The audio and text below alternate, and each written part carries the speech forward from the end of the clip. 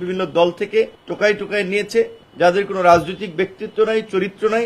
এখন একটা new platform পেয়ে যেভাবে কথা বলছে সেটা খুবই দুঃখজনক। এই জুলাই গণ অভ্যুত্থানকে কেন্দ্র করে যে একটা জাতীয় ঐক্য গড়ে উঠেছিল, একটা রাজনৈতিক ঐক্য গড়ে উঠেছিল এবং তার মধ্যে দিয়ে যে একটা সরকার গঠিত হয়েছিল, সরকারের ভূমিকার কারণে সেই ঐক্যে এখন ফাটল ধরেছে। সরকারের সাথে রাজনৈতিক দলগুলোর একটা দূরত্ব এবং অনাস্থার সম্পর্ক তৈরি হয়েছে, যার কারণে সাধারণ মানুষ তো বটেই, এখন রাজনৈতিক দলকেও তাদের যৌক্তিক অধিকারের জন্য রাস্তায় নামতে হচ্ছে, আন্দোলন করতে হচ্ছে এবং সেই ক্ষেত্রে কিছু কিছু ক্ষেত্রে জনগণ ভোগান্তির শিকার হচ্ছে। এইটা কোনো রাজনৈতিক দলই চায় না যে তার কর্মসূচির মাধ্যমে জনদুর্ভোগ বা জনভোগান্তি তৈরি হোক। এটা আমাদের জন্য দুঃখজনক যে সরকারকে আমরা শুরুর দিকে সমর্থন দিয়েছিলাম বা যেই সরকারের মাধ্যমে এই গণ অভ্যুত্থান পরবর্তী রাষ্ট্র সংস্কার এবং নতুন রাষ্ট্র বিনির্মাণের আমরা স্বপ্ন দেখেছিলাম, সেই সরকারের নিরপেক্ষতা আজকে প্রশ্নবিদ্ধ।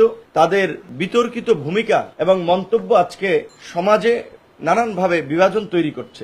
আপনারা গতকালকে লক্ষ্য করেছেন যে আমাদের ছাত্র নেতা না, তারা বিশেষ করে এই গণ অভ্যুত্থানের কয়েকজন নেতৃবৃন্দের দ্বারা যে দল গঠিত হয়েছে, সেখানে বিভিন্ন দলের দলছুট যারা সেই সমস্ত ওইভাবে বিভিন্ন দলে থাকতে কিন্তু কোনো উল্লেখযোগ্য অবস্থানে ছিল না। আপনারা দেখবেন বিভিন্ন দল থেকে টোকাই টোকাই নিয়েছে, যাদের কোনো রাজনৈতিক ব্যক্তিত্ব নাই, চরিত্র নাই।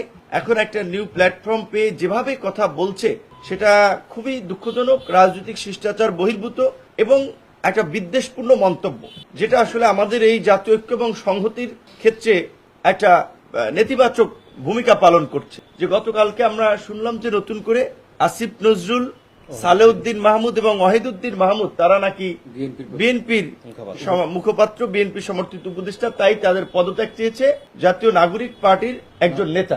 তো এখন এই সরকারে তো সরাসরি জাতীয় নাগরিক পার্টির দুজন আছেন, মাহফুজ আলম এবং আসিফ মাহমুদ। তরুণদের দ্বারা মানুষ নতুন রাজনীতি চায়, নতুন দর্শন চায়, নতুন কিছু চায়। তাদের যে এই ওয়াহিদুদ্দিন মাহমুদ কিংবা সালেউদ্দিন মাহমুদ কিংবা আসিফ নজরুলকে নিয়ে কথা বলার আগে তাদের উচিত ছিল না যে আগে নিজেদের দলের লোককে সরকার থেকে পদত্যাগ করিয়ে তারপরে এই কথাটা বলা। এটি কেন বলেছেন আমরা জানি না। এখন এই সরকারে কোনো রাজনৈতিক দলের প্রতিনিধিত্ব আছে বলে আমাদের জানা নাই, কারণ আমাদের কাছে আলোচনা করে উপদেষ্টা পরিষদ গঠন করা হয় নাই, আমাদেরকে বলে নাই যে আপনারা নাম দেন। আমরা এটা জানি, বিএনপি জামাতের ক্ষেত্রেও সেম। বরঞ্চ আমাদের সাথে এই আলাপটি করা হয়েছিল যে এখন একটা ক্রান্তিকাল সময়, এই সময় দ্রুত আমাদের একটা সরকারে যাওয়া দরকার। আমরা আপাতত কিছু লোককে নিয়ে আনুষ্ঠানিকভাবে সরকার গঠন করি, পরবর্তীতে সবার সাথে আলাপ আলোচনা করে এটার কাঠামো এবং পরিবর্তন করা হবে বা সিদ্ধান্ত নেওয়া হবে।